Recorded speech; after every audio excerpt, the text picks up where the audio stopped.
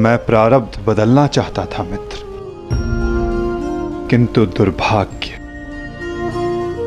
समय प्रबल है। तुम्हारे वचनों के कारण, श्रापों के कारण और पापों के कारण इस वर्तमान स्थिति में आना ही पड़ा कर्ण। वचन और श्राप, इन दोनों का बोझ मैं समझता हूं, परंतु पाप, मैंने कौन सा पाप किया माधव?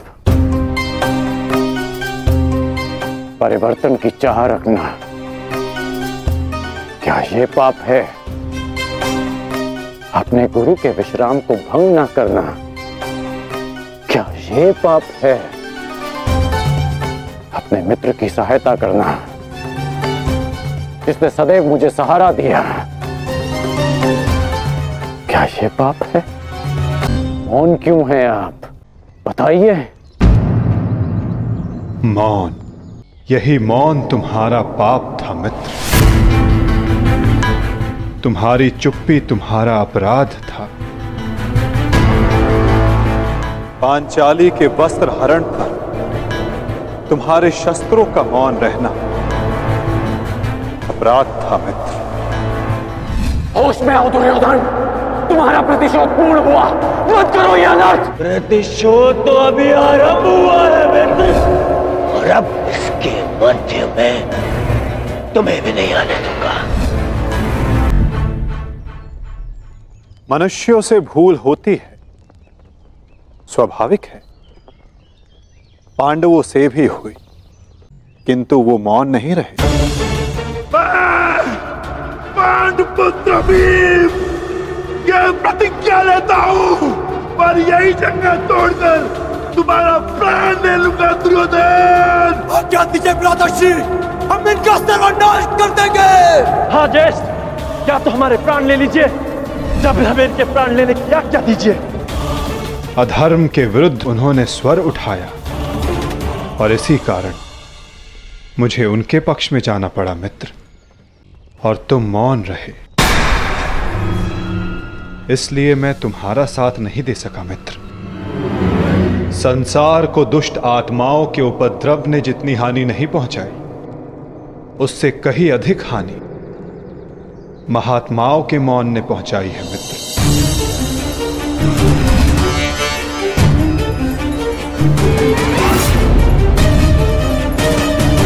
अभिमन्यु के वध पर तुम्हारा मौन पाप था मित्र।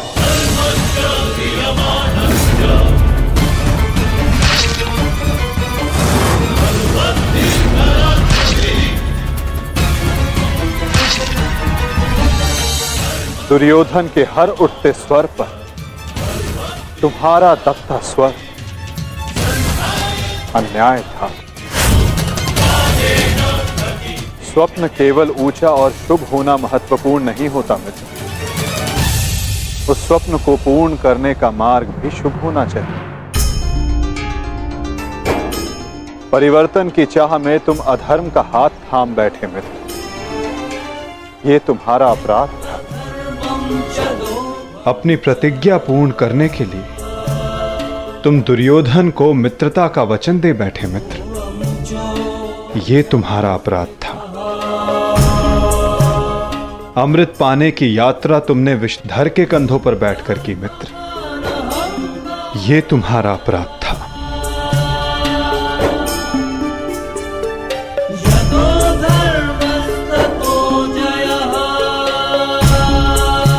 समय बहुत कम मनुष्यों को संकेत देता है कि उनका चुना गया मार्ग अनुचित है। मैंने भी तुम्हें कई बार संकेत देने का प्रयास किया मित्र, अवसर तुम्हें मिला था मित्र, कई बार मिला था, किंतु अपने वचन के कारण तुम सत्य के मार्ग पर ना आ सके मित्र, ये तुम्हारा अपराध था। अवश्य तुम थाली में सजाकर मुझे अपना सर दे देते, किंतु उनसे उन पापों का, उन श्रापों का भार कम नहीं होता मित्र। जिनको तुमने अपने कंधों पर लादा हुआ है। हम सब अपने चैनों का उत्पाद होते हैं मित्र। हमारे चैन ही हमारा प्रारब्ध निश्चित करते हैं, और आज इस पल का निश्चय तुम्हारे चैन ने किया है। और मुझे देखो मित्र, मित्र के रूप में मैंने तुम्हारा चयन किया। इस कारण इस पीड़ा का भागीदार मैं भी बन रहा हूं। मैं तुम्हें सदा शांति देना चाहता था मित्र। तुम्हें इस जन्म में हर पाप से मुक्त कर देना चाहता था मित्र। इसलिए मैं तुम्हें यहां खींच कर लाया। मुक्त हो जाओ मित्र, मुक्त हो जाओ कर्ण।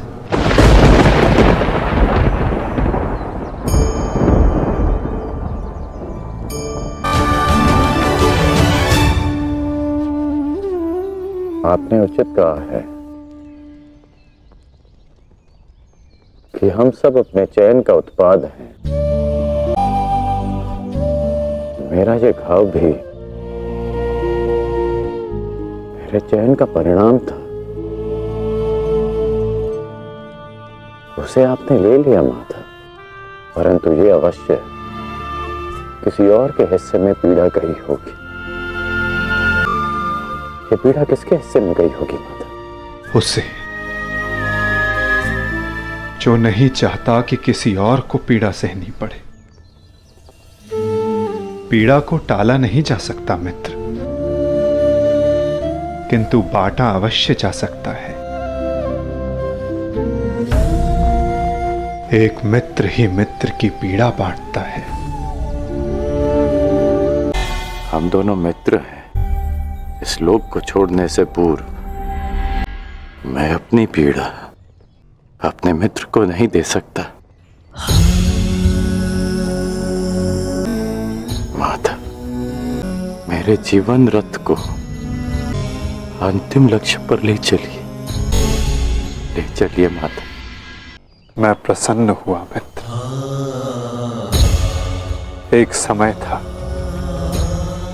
कि मैंने तुम्हें अपना रथी चुना था, और मैं सदा चाहता था कि तुम मुझे अपना सारथी चुनो। अंतिम क्षणों में ही सही, किंतु आज तुमने मुझे अपना सारथी चुना मित्र। आओ मित्र, तुम्हें तुम्हारे लक्ष्य पर ले चलता हूं। सूर्यास्त होने से पूर्व तुम्हें वहां पहुंचना है और विश्राम करना है मित्र।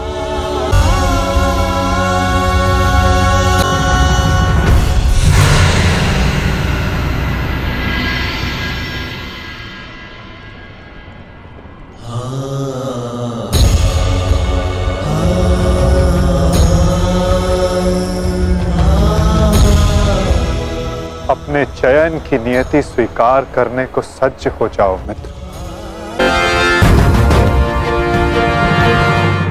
मुक्त करो अंगराज को पार्थ। अंजलि का अस्त्र का प्रयोग करो।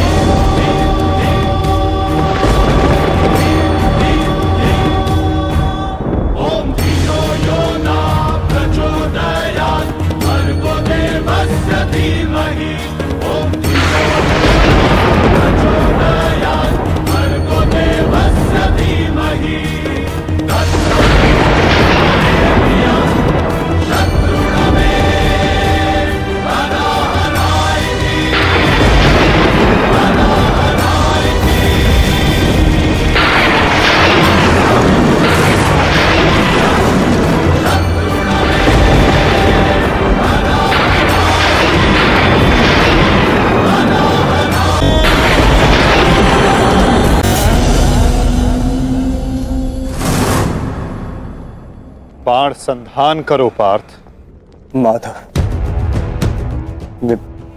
मेरे हाथ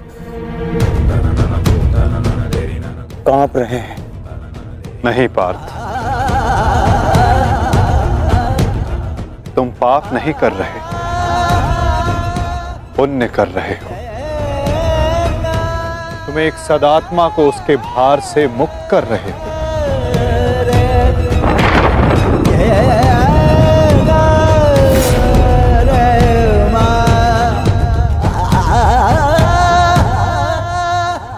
हे मृत्यु, तैयार यदि तू आने को, प्रसन्न मुखा, द्वार खुला है, तेरा स्वागत प्रसन्न मुखा।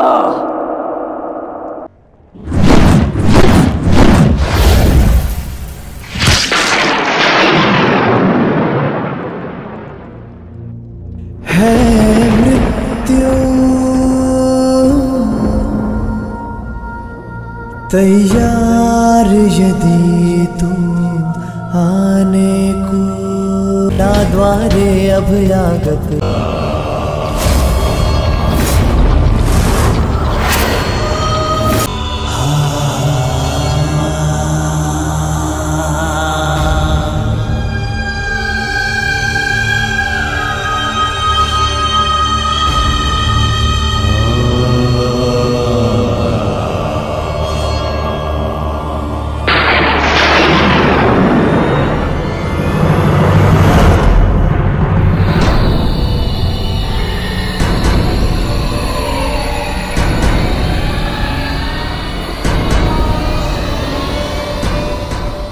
अर्जुन, अंगराज कर्ण हमारे देश के